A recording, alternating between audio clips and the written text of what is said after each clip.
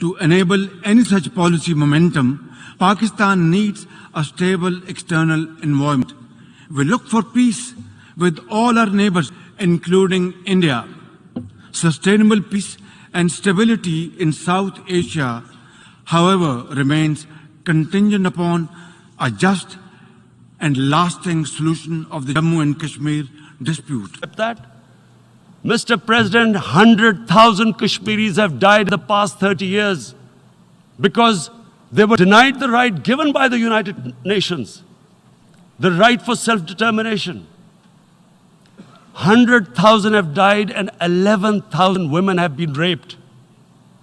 There are two United Nations human rights reports on this.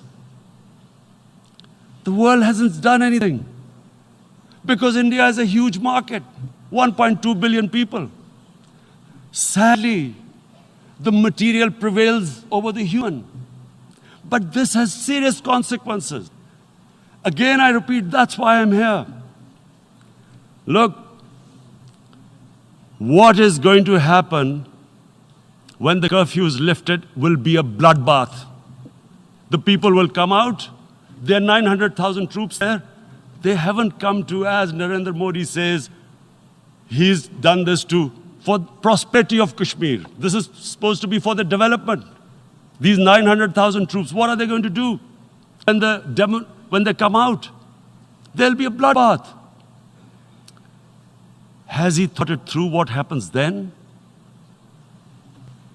Mr. President, has anyone thought that what happens when there is a bloodbath? What do you think the impact will have on people of Kashmir? What do you think they will think? The way they have been boxed in their houses, treated like worse than animals. No rights. Thousands of all the political leadership has been arrested, taken out of Kashmir.